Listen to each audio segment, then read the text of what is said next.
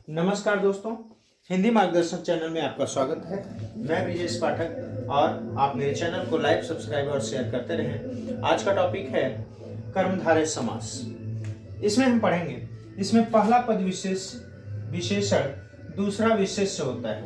इसमें पहला पद विशेषण और दूसरा विशेष्य होता है। थोड़ा सा मेरे बगल में साउंड चल रहा है, तो इनके यहाँ काफी दिनों बाद पुत्र रत्न की प्राप्ति हुई है, जिसका डिस्टर्बेंस थोड़ा सा रहेगा। आप लोग एकाग्र रहिए। इसमें पहला पद विशेषण दूसरा विशेष्य होता है। एक शब्द का जो गुण होता है, कर्म होता है, वो दूसरे में धारणीय होता है, अर्थात धारण किया हुआ होता है। तो पहले का जो गुण होगा दूसरे में धारण किया रहेगा। देख लीजिए, अब इसमें पहला पद विशेषण तथा दूसरा क्या होता है, विशेष्य होता है। अर्थात दूसरे पद की क्या होती है, इसमें प्रधानता हो जाती है। पहला पद उपमेय, या कह सकते हैं इसको पहला पद उपमेय और दूसरा पद क्या होता है, उपमान होता है। कह सकते हैं यहाँ संज्ञा भी आता है। ठीक है, संज्ञा भी आपको देखने के लिए मिल जाएगा। इसे पहचानेंगे कैसे? संज्ञा दिखेगा, उपमेय दिखेगा, उपमान दिखेगा, विशेषण दिखेगा या विशेष्य दिखेगा।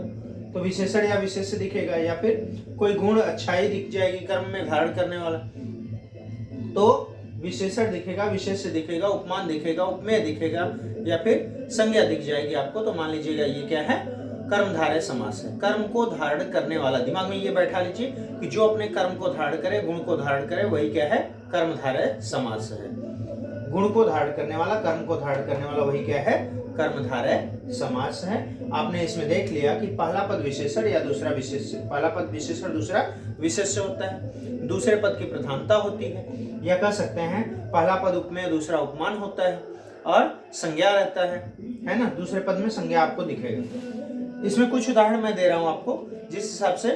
तो उसमें पहले तो मैं ये उपमेय और विशेषण और विशेष्य का उदाहरण दे रहा हूं, देख लीजिए। पहला है महादेव।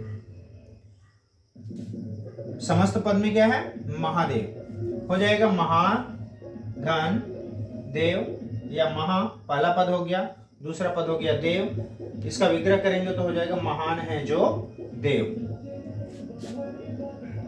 तो दूसरा है पीतांबर। पीत पहला पद हो गया, अंबर दूसरा पद हो गया। पीला है जो वस्त्र, अंबर मतलब क्या, वस्त्र।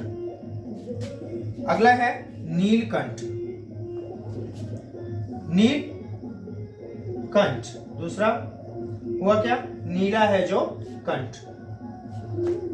ये आपको अलग भी समास में मिलेगा, दूसरे समास में भी मिलेगा, लेकिन वहां पर विग्रह इस तरीके से नहीं होगा। अभी देखिए, सत्कर्म। सत्कर्म दूसरा पद हो गया, अर्थात क्या हो गया, सत है जो कर्म। यहां तक आपने देखा कि एक क्या है, विशेषण है, दूसरा क्या है, विशेष्य है। एक को दूसरे ने क्या कर रखा है, धारण कर रखा है। ठीक है, तो यहां पर क्या है, एक को दूसरे ने धारण कर रखा है, धारणीय है। तो विशेषण और विशेष्य का उदाहरण इतना था जो मैंने अभी बताया। अभी दूसरे उदाहरण की मैं बात करूं, जहां पर आपने लिखा है, देखा है कि उपमेय और उपमान भी आपको दिख जाएंगे। तो वो कैसे दिखेंगे, इसके बारे में भी देख लेते हैं। पहला है राजीव लोचन। राजीव पहला पद हो गया, लोचन दूसरा पद हो गया। अभी राजीव के समान लोचन नेत्र हो जिसके, ठीक है, या राजीव के समान लोचन। तो यहां उपमेय भी आ गया, उपमान भी आ गया, दोनों आ गए, और विग्रह करने पर पूर्ण रूप में आ गए। अभी देखिए दूसरा उदाहरण, चंद्रमुख। पहला पद हो गया आपका चंद्र, दूसरा हो गया मुख। उपमेय चंद्रमा के समान या चांद के समान मुख, इसका समास विग्रह ये हो गया। अभी देखिए चरण कमल, रूपक में पढ़ा था ना, चरण कमल बंधो हरि, राइट।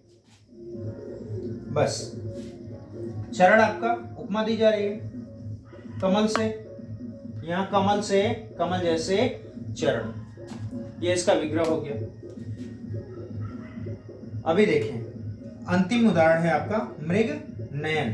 पहला पद हो गया मृग, दूसरा हो गया नयन, मृग के समान नयन।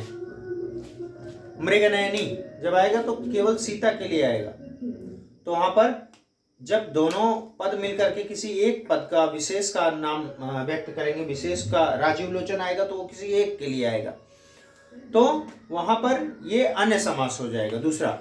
ठीक है, अभी जो आपका है वो किस समास के अंतर्गत है? कर्म को धारण करने वाला। यहाँ पर इस आधार पर विशेषण विशेष्य रूप में है और इस आधार पर क्या है? उपमेय उपमान रूप में है। अतः यहाँ पर क्या है? कर्मधारय समास है। और आगे के उदाहरणों के लिए जुड़े रहने के लिए मुझसे मेरे चैनल को लाइक, सब्सक्राइब और शेयर करिए। तब तक के लिए आपका धन्यवाद।